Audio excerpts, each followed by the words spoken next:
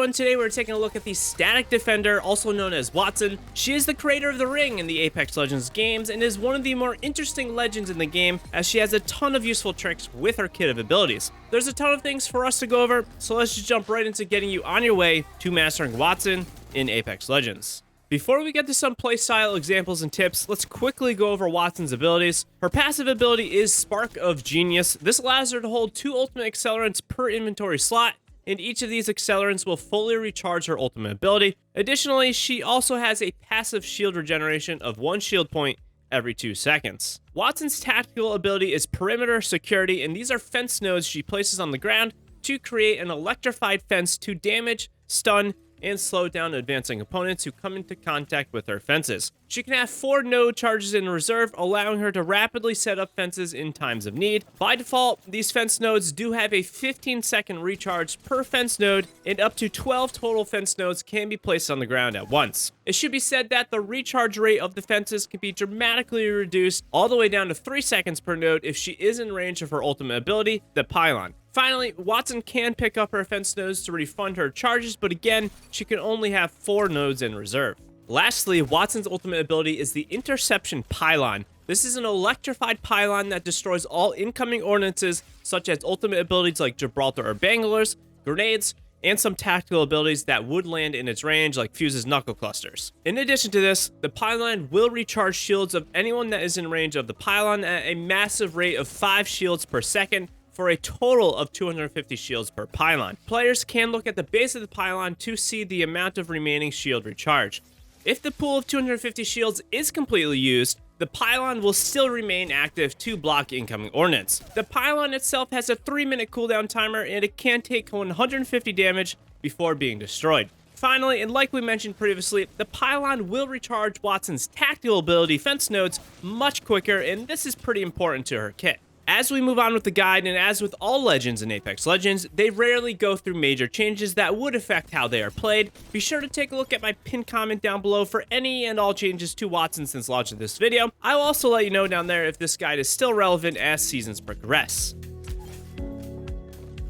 In order to make the most out of Wattson's kit, you need to understand her overall playstyle and role in the squad. While Wattson can be used aggressively, she is more so a defensive legend, and a great one at that. She is one of the best in the game when it comes to posting up and holding down areas, and in a lot of ways, she's a bit of a hybrid between a defensive legend and a zone control legend. It's also worth noting that since her pylon can regenerate the shields of the squad, she's also a pretty great team support legend with some heals. The first tip to discuss is Wattson's fundamentals. At a basic level, you can go up, place a few fences down, and lock off an area. But in reality, Wattson's kit has a lot more to it than just that. Wattson is one of the only legends in the game where all 3 of her abilities, passive, tactical, and ultimate, all work together. Her passive allows her to get ultimates quicker with a single accelerant use. She can then place that ultimate down, and because of this, she can then regenerate her fence nodes much quicker, allowing her to set up and control larger areas. This is one of the most important parts of Wattson's kit, so do not forget about it.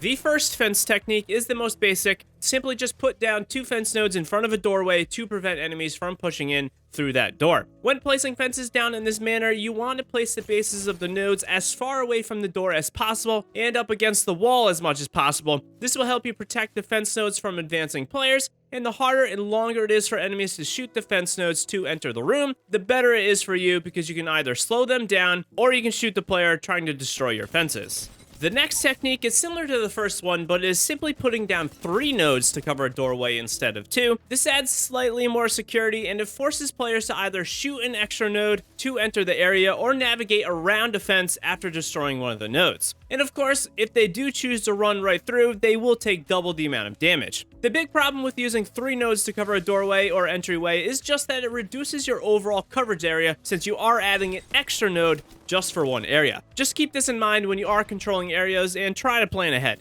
Much like technique number 2, technique number 3 is similar, but this time you are now putting down 4 nodes to cover a singular area, and this will more or less give you the maximum amount of entry security. Simply place down the fence nodes in an X or Z type of pattern, and you will be good to go. I personally don't recommend doing this too often though, as you are going to be using a lot of fence nodes to cover one area, and it's a little bit of overkill. Moving on, we now have the indoor building technique, and this is simply done by zigzagging fences over one another in a small or even larger building area. This helps you slow down enemies immensely and will give you a lot of extra security to advancing opponents. The big thing to know about this is that it is all about creating redundant layers of defense in order to give yourself backup defense layers. And also, when you have a lot of fences down like this, it kind of is all about optics, and even just giving the impression of being a team that has a lot of fences posted up will be a pretty big deterrent to teams trying to push you. Moving out of a building, another great place to fence up is on top of buildings. Fencing off building perimeters is a great way to control high ground. It is nearly impossible for enemies to climb up onto you. The reason for this is that the fence nodes are above enemies and they will be unable to shoot or destroy fences because of this.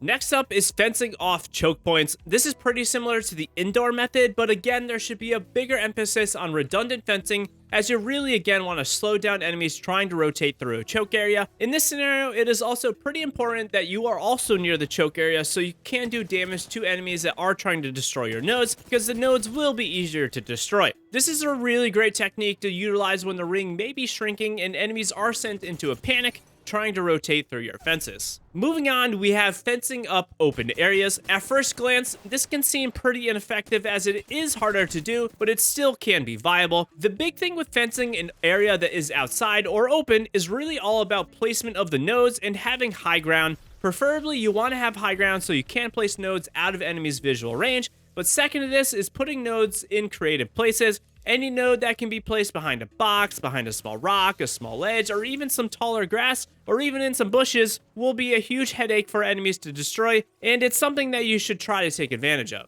The next tip is simply to utilize fences at zip lines. This is a really great way to catch enemies off guard and force some damage, and this is especially the case in zipline buildings like on World's Edge. Our next tip is pretty situational, but is something nice to have in your back pocket if the moment calls for it. This is to pre-fence or fence trap a doorway. You can do this by placing a fence node outside of a building or beyond a door, and then holding a second node in your hands while sitting on the doorway. At this point, if an enemy goes up to the door, place that fence node down and then back off, hitting the door camping enemy with your fence. It's pretty hard to do and it's pretty situational, but it can be a real good time. Our next fence technique is specific to Stormpoint, and this is to simply to put fences down at the end of gravity cannons. I personally like using an X formation on the landing pad, and you do not really need to overdo it here. You don't need to place all your fences down on one gravity cannon, but simply to put down an X formation like I did here on screen will help you out quite a bit. Another super rare fence technique is to use the actual vertical poles as cover. If you're in a pinch, place the fences down tightly in a straight line, and you'll get a small amount of protection if you are caught out in the open. If you are playing with or against a Wraith, a great thing to do with fences is to place a singular fence through a Wraith portal. This will stun and damage any chasing or returning enemies. Now for a handful of rapid fire tips that you will need to know for Wattson. For starters, you can attach friendly nodes to enemy Wattson nodes, and this will catch a ton of players off guard if the situation calls for it. In addition, Gibraltar's Dome Shield can be used to cut off Wattson's fences, and it is a pretty viable way to push into a Wattson stronghold, so be aware of enemy gibbies in those sweaty ranked or comp games. There's two major legends to be concerned about as a Wattson player. The first is going to be Crypto. While Cryptos are pretty rare right now, an EMP from a Crypto will destroy everything you have set up.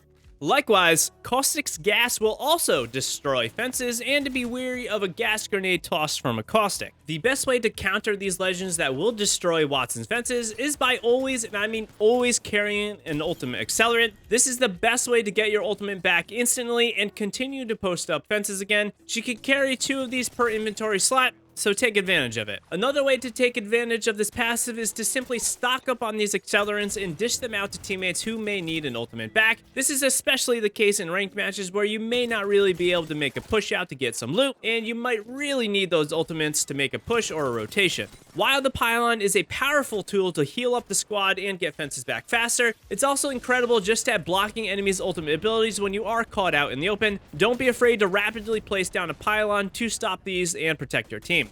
Likewise, it can also be clutch to place down a pylon to give yourself some physical cover when there may be none around. Similarly, the pylon is also a great tool to use to block doors, as it will prevent them from being open. Wattson's passive shield regeneration is pretty slow. It's a nice thing to have, but unless your shields are about 90% or so being maxed out, I would recommend using a shield cell, especially in fights. If you guys are enjoying the video, do me a huge favor, hit that like button. I appreciate the support. Let's briefly talk about some legend combos for Wattson. There is not a ton of things to recommend, but one to consider to pair up with Wattson is going to be Lifeline. The ability to combo Lifeline's healing drone and Wattson's ultimate shield regeneration makes for some really nice quick healing after finishing a team or after your team just got revived. Second to this is pairing Caustic up with Wattson, as it's nice to have some extra defensive measures behind Wattson's fences, just in case like an Octane pads into your area, or if another team is trying to make a push. Another legend that works pretty well with Wattson is going to be Loba. It can again be very nice to have the ability to loot from inside your defensive area, especially in ranked games where it can be pretty dangerous to leave your place of superior positioning, especially in late game. And finally, Wattson with any movement legend is a plus for Wattson, as she can be a pretty easy target when having to rotate in a sweatier match. So is Wattson any good in Arena? Well, yeah, she is pretty decent, I will say. There are definitely better legends, but overall her passive shield regeneration is nice to have, as heals can be hard to come by, and her fences can be pretty good to help control matches in your favor. And of course, the pylon is the pylon, and it's still very useful in Arena. I don't think I'd go out of my way to play Wattson in Arena, but she is a solid pick if you really want to dive deep into Wattson and make her main in everything Apex Legends has to offer. So where does Wattson rank in the meta of Apex Legends? Well, it's tough to say. The meta of Apex Legends favors movement and scanning legends for pub play, which makes her a pretty mid-tier, if not a little bit lower in my opinion. It also really depends on how you want to play with her. If you want to play slower, more thoughtful games, then she is absolutely higher than this. She is also higher for general ranked play, as she will help you get placement, but for the overall meta, she really isn't quite it, even after all of her buffs, and I put her somewhere around the top 15, but really don't let this discourage you from Wattson, as she is a great legend if used appropriately. As with all legends in Apex Legends, it's gonna come down to you as the player to make the most of her kit, and honestly, pretty much every legend in Apex is pretty good if you are using it appropriately. Let me know how you feel about Wattson in today's meta, and subscribe to the channel for more tips, guides, and gameplay that are always on the way. If you ever want someone to play with or chat with about Apex Legends, hop into our community Discord. We would love to have you there. Until next time, Legends, happy gaming.